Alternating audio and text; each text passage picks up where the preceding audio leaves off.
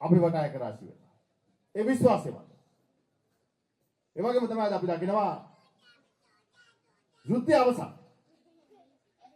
යුද්ධය අවසන් වුණාට බෙදුම්වාදී ආකල්ප ඇතුව යුද්ධය අවසන් කරන්න නායකත්වයේ දීපු අයගේ පලි ගැනීම අවසන් වෙලා නැහැ. කනගාටුවට කාරණේ ඒක. අවාසනාවන්ත කාරණේ. අද ඔබ මම 18 වෙනිදාට නිදහස සමරනවා වගේම එල්ඩීඩී ත්‍රස්තවාදීන්ගේ. ඒ නිදහස සමරන්න ඔබට මට දායකත්වයේ දීපු රණවිරුව දහස් ගාණක්. තවම ආබාධිත ජීවත් වෙනවා. ඒ වගේම ඒක නායකත්වයේ දීපු නිලධාරී අදට ඉරපත් කරනවා. බුද්ධියන්ස නිලධාරී ඉරපත් කරනවා. ආණ්ඩුවේ වමනාව සහ එල්ටීඩී ත්‍රස්තවාදීන්ගේ වමනාව විශ්ත කරන්න. ආණ්ඩුව මැදිහත් වීම නිසා. අදට කනගාටුවට කාරණේ ඒක. හිටපු නාවික හමුදාපතිවරයා උලිගේ තැන්න මහත්තයා මේ ආණ්ඩුව ආපු ගමන් ගිහලා දැම්ම ඇතුළට බොරු චෝදනා දානවා. සුරේෂ් සලේ බුද්ධියන්ස ප්‍රධානියා අපේ හාමුදුරනේ අදට හිරගෙදර පාස්කුද ප්‍රහාරයේ ෆයිල් එක යට ගහ පාඩේ ප්‍රොමෝෂන් මේ රටේ වැඩ නොකර බොරුව කරොත් ෆයිල් යට ගහුවොත් ප්‍රොමෝෂන් හම්බ වෙනවා. වැඩ කරොත් හොරෙක් බවට පත් වෙලා හිරේ යන්න සිද්ධ වෙනවා. ඒක තමයි JVP න්‍යාය පත්‍රය. වර්තමාන ආණ්ඩුවේ න්‍යාය පත්‍රය. මේ බුද්ධියන්ස නිලධාරීන්ගේ කැපවීම ඔවුන්ගේ තරුණ විය රට ජාතිය වෙනුවෙන් පූජා කළා. ජීවිතේ පරදවන දෙන උන් සේවය කළා. ඒ තොරතුරු මත තමයි රණවිරුවට සටන් කරන්න පුළුවන් සලස්ම හදන්න පුළුවන් වාතාවරණය හැදුවා. ඒ සියල්ලම පැත්තක දාලා අද දේශපාලන න්‍යාය පත්‍රයකට උන් හිරපත් හිරගවල වලට ගිහින් දාලා තියෙනවා. තවමත් සමහර උදවිය ඩයස්පෝරා එල්ටීඩී ඩයස්පෝරා අපි එල්ටීඩී ඩයස්පෝරා කියලා කියන්නේ අපි යුද්ධ කරේ දෙමළ එක්ක නෙවෙයි. එල්ටීඩී එකත් එක්ක. අපිට තියෙන ප්‍රශ්නේ දෙමළ මිනිස්සු එක්ක නෙමෙයි. දෙමළ ජනතාව එක්ක අපි සහයෝගයෙන් සහෝදරත්වයෙන් එකට වැඩ කරනවා. අපේ නෑදෑයෝ ඥාති ඉන්නවා දමිලා. හැබැයි අපිට එල්ටීඩී එකත් එක්ක ප්‍රශ්නයක් තිබ්බා. ලෝකේ තහනම් ප්‍රස්තවාදී සංවිධානයක්. ඒ තහනම් කරපු ලෝකේ ත්‍රස්තවාදී සංවිධානය ඉන්දියාවේ අග්‍රාමාත්‍යවරයා ඝාතනය කරපු අපේ රටේ නායකව ඝාතනය කරපු අහිංසක කිරිසප්පයන්ව මරපු මේ රටේ බෙදුම්වාදය ස්ථාපනය කළ වෙනම රාජ්‍යයක් හදන්න ගිහපු එල්ටීඩී ත්‍රස්තවාදීන් අපි සරන් කෙරුවා. අපේ උන් පරාජය කළා. මහින්ද රාජපක්ෂ ජනාධිපතිතුමාගේ නායකත්වය. පරාජය කළා. ඒ වාඩුව ගන්න තවමත් ඒ අය මාන බලනවා කියන එකත් අපි මතක තියාගන්න ඕනේ. හැබැයි අපි රණවිරුවන්ට කියන්නේ ජීවිතේ පූජා කරපු රණවිරුවන්ගේ බිරින්දෑවරු මෙතන ඉන්නවා. ජීවිතේ පූජා කරපු රණවිරුවන්ගේ අම්බල මෙතන ඉන්නවා. තාත්තලා ඉන්නවා. දරුවෝ ඉන්නවා. අදට ආබාධිත තත්ත්වෙ ඉන්න රණවිරුව මෙතන ඉන්නවා. මේ රටේ බොහොමයක් ඉන්නවා. විශාල කොට්ටාස වගේ. ලෝකේ නොයෙක් තැන් වලට ගිහිල්ලා අද ජීවත් වෙන රණවිරු දෙමව්පියෝ ඉන්නවා. බිරින්දෑවරුන් ඉන්නවා. අපි ඔබට කියන ඔබේ කැපවීම, ඔබේ ගෞරවය, ඔබේ කැපවීම, ඔබේ පරිත්‍යාගය අපි කිසි දවසක අමතක කරන්නේ නැහැ වගේම ඒ සඳහා සාධාරණීකරණය කරන්නත් අපි මැදිහත් වෙනවයි කියන එකත් අපි ඔබ තමුන්නාසලාට තාමත් ගෞරවයෙන් මතක් කරනවා. යම් කිසි දවසක මේ දරුවන් මුණුපුරන් මිනිබිරියන්ගේ කාල සීමාවේ ඔවුන් තාමත් ගෞරවයෙන් ආදරෙන් භක්තියෙන් ඔබ ගැන කතා කරා. ඒ තැනට අපි මේ රටේ පරිවර්තනයක් කරනවා. ඔබේ પરම්පරා ගණනාවකට පස්සේ ඔබේ නම රණකුරේ ලියවෙන තැනට අපි මේ රට පරිවර්තනය කරනවා. ඔබ දීපු නිදහස ඔබ කරපු කැපවීම එක තමයි අද මේ රටේ මෙවැනි පරිසරයක් වාතාවරණයක් ගොඩනැගිලා තියෙන්නේ. වර්තමාන ජනාධිපතිවරයාට යාපනයට ගිහිල්ලා සිල් ගන්නව නම් ශ්‍රීමා බෝධින් වහන්සේගාව සිල් ගන්න නාගදීපට එන්න එපා කියන්න පුළුවන් නිදහස ලැබුණෙත් ඔබ එල්ඩීඩී ත්‍රස්තවාදය අවසන් කරපු නිසා. එහෙම නැත්නම් වර්තමාන ජනාධිපතිවරයාට යාපනයට යන්නදී අපේ හඳුරුනේ ප්‍රභාකරන්ගෙන් අහලා අවසර නම් තමයි යන්න වෙන්නේ.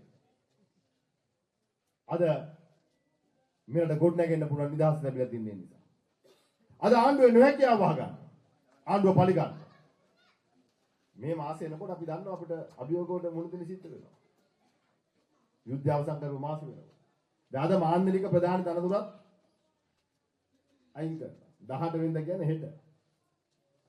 යුද්ධය අවසන් කරන්න යුද්ධ සමරුම නැත්නම් නිදහස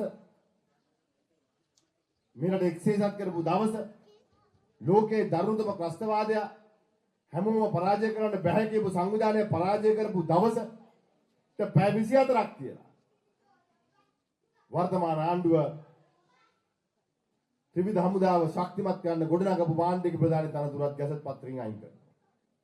කාගේ වුණා?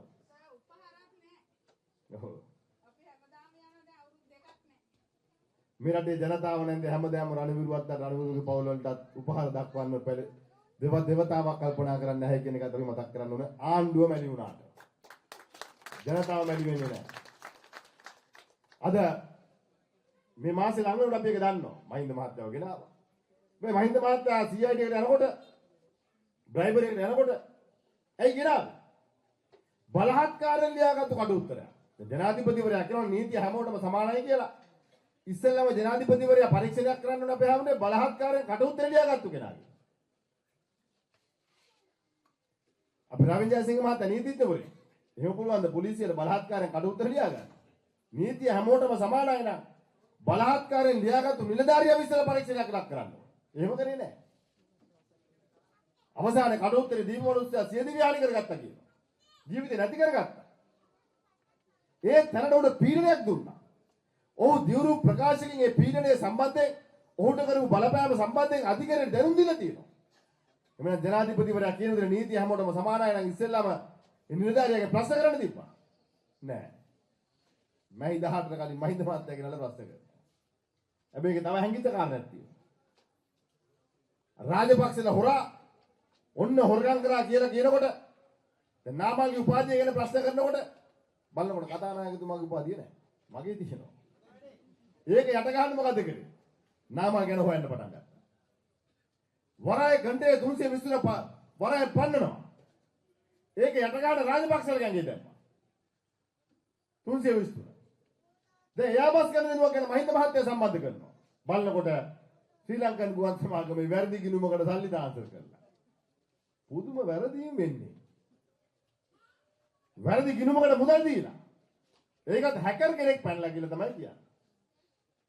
හැකර් කෙනෙක්. මේ ආණ්ඩුව කියන විදිහට. පෞද්ගලික බැංකුවක බිලියන 13ක් හොරාට එළියට ගත්ත මුදල් අමාත්‍යාංශ දන්නෙත් නැහැ. මහ බැංකුව දන්නෙත් නැහැ. මුදල් අමාත්‍යාංශ දන්නෙත් නැහැ. මුදල් අමාත්‍යාංශේ කෝටි 80කට වැඩි ගාණක් වැරදි ගිණුමකට සල්ලි දෙනවා. ගෙවනවා. Public Finance Management Act එක යටතේ 2024 Public Finance Act එක යටතේ Management Act එක යටතේ ජනාධිපතිවරයා මුදල් ඇමතිවරයා විදිහට මේකට වග කියන්න ඕනේ. මුදල් ලේකම්වරයා මේකට වග කියන්න ඕනේ. පළතර අනුව. ආයේ මේ නීතිය කට්ටියට වඩා උඩ නැත්තම් ඒකට වග කියන්න. ඒක තමයි නීතිය. මේ මොකද්ද කරන්නේ? යට ගහනවා. බාල ගල්ලඟුරු ගේනවා. දැන් 2009 ඉඳන් හොයන්න හදනවා. හොඳයි හොයන්න. හැබැයි 2009 නරුත්තුල දීපද? හොයන්න. හොයන එක හොඳයි අපිටත් ඕනේ හොයන්න. එතකොට චෝදන ඉවරයි. හැබැයි මේ ආණ්ඩුවෙන් බාල ගල්ලඟුරු ගෙනාවු හොරකම වහගන්න ලෑස්ති වෙන්න එපා. උදාහරණ හැමදාම කරන්නේ පිප් පොකට් න්‍යාය. ආණ්ඩුව පිප් පොකට් එක ගහලා දුවන ගමන් කියනවා මෙන්න පිප් පොකට් කාරෙක් ඉන්නවා. අනේ ඉතින් වටේ පිට හැමෝම පිප් පොකට් කාරයා පස්සේ දුවනකොට ඇත්තටම පිප් පොකට් ගහපු එක අරක සාක්කුවේ දාන් හිමීට ගෙදර යනවා. අර පත්ත ගැනම නේ කුටි කරනවා. අපිට උනේ ඒක. හැමදාම රාජපක්ෂලා හොරා කියලා පොලිසිය CID එක බ්‍රයිබරි එක නේ අපේ පස්සේ වෙනවා. යහපාල ආණ්ඩුවත් එහෙම කරා. මේ ආණ්ඩුවත් ඒකම කරනවා. අපේ පස්සේ එනවා. දැන් මොකද වෙලා තියෙන්නේ? වරායෙන් කන්ටේනර් පන්නනවා.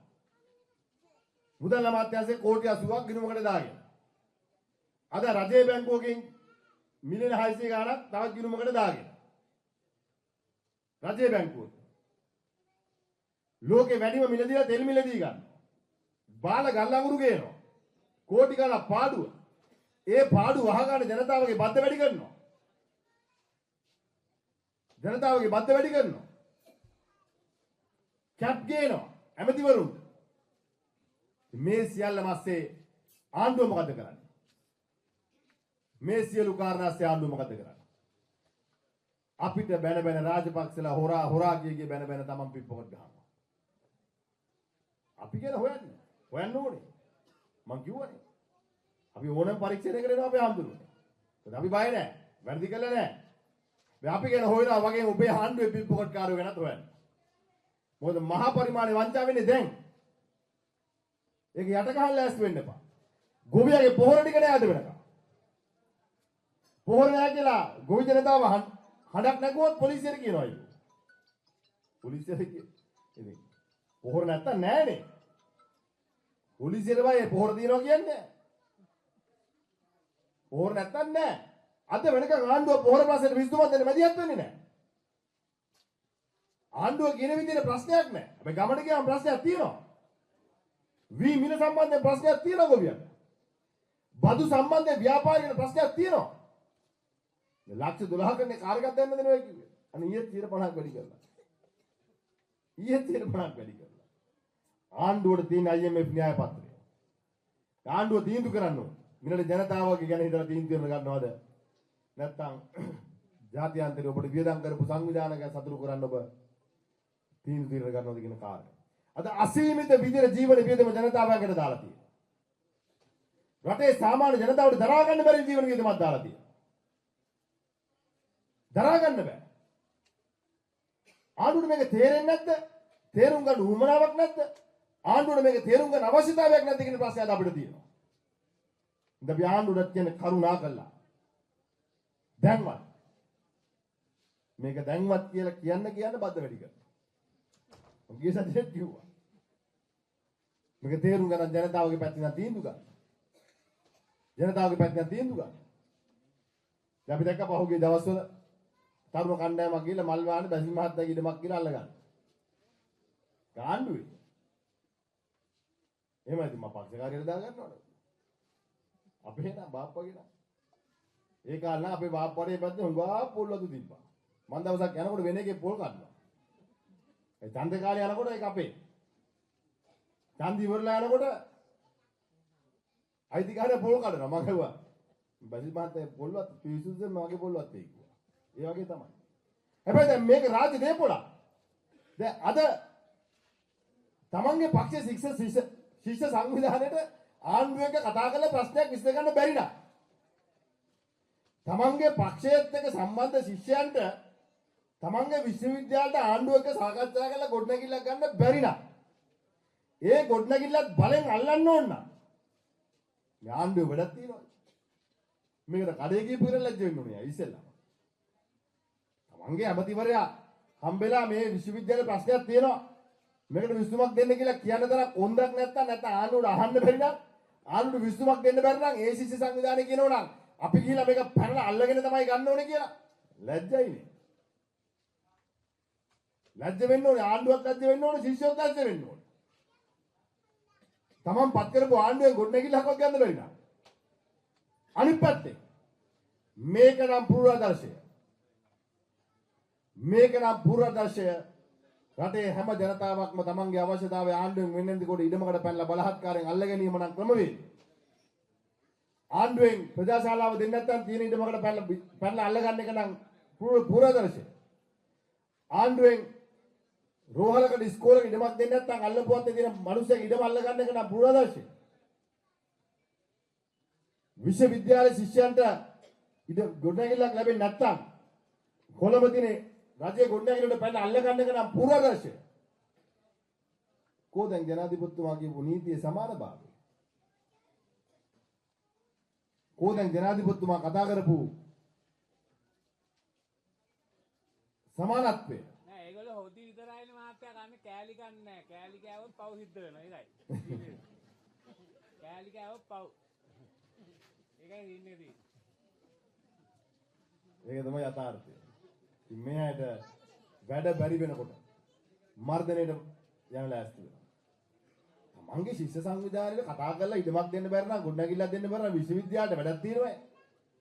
ඒකත් බලෙන් අල්ලන්න කියලා ආණ්ඩුව කියනවනම් බලෙන් ඇල්ලුවට පස්සේ ආණ්ඩුව මම දැක්කා මාධ්‍ය යනකොට පොලිස් නිලධාරියා කියනවා මේක ආණ්ඩුවේ ඉඩමක් නුනේ අපි අල්ලනවා කියලා යනවා. ඉතින් ආණ්ඩුවේ දේපොළ බලෙන් අල්ලන්න පුළුවන් නම් ඒකේ නීතිය ක්‍රියාත්මක වෙන්නේ නැත්නම් අදටත්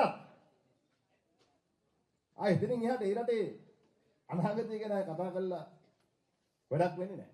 ඒ හින්දා අපි ශක්තිමත්ව ගොඩනගෙන්න ඕනේ. අපි ගම්මට්ටමේ පෙළ ගැහෙන්න ඕනේ. අද අපි හැම ගමකටම යනකොට 1000ක් කමාලක් සෙනගෙනවා කොට්ටාසුව. ඒ ආණ්ඩුව කෙරෙහිදී කලකිරීම. අපිට ඡන්දේ දීපු නොදුන්නු බොහෝ දෙනෙක් අපි එක ඒකරාශි වෙනවා. ඡන්දේ නොදුන්නු හැම කෙනාම අද යථාර්ථයේ තේරුම් අරගෙන නැවත වතාවක් අපි එක ඒකරාශි වෙනවා. අපි ඔබ පිළිගන්නවා. අපි ආදරෙන් ඔබ තමුන්නාසලා පිළිගන්නවා. වගේම අපි ඔබෙන් ඉල්ලන්නේ මේ පරිවිඩේ ගමට ගෙනියමු. අපි ශක්තිමත්ව ගොඩනගෙමු. අපි රවින්ද්‍ර ජයසිංහ මහත්මයා මේ ආශ්‍රය නායකත්වය දෙනවා වගේම අපේ කෝකිල සම්පත් මන්ත්‍රීතුමා අද රණවිරු පවුලක් නියෝජනය කරන කෙනෙක් විදිහට මේ සියලු දෙනා මේක රාශි කරගෙන රණවිරු ගම්මානයක් අපේ ලෝහන් රත්නත්ති මහත්මයාගේ තාත්තා පටන් ගත්තේ අනුර රත්නත්ති මහත්මයා පටන් ගත්ත ගමක් ඒ කාලේ එදා ඉඳන් අද වෙනකන් ඔබ සියලු දෙනා මේක රාශි කරගෙන මේ ප්‍රදේශයේ ශක්තිමත්ව ගොඩනගුණා වගේම ඉදිරි කාල සීමාව තුලත් අපි ශක්තිමත්ව පක්ෂයක් විදිහට ගොඩනැගුමකින් ආරාධනය කරමින් ඔබ සියලු දෙනා සුබ අනාගතයක් පතමින් දරුවන් කරපන්.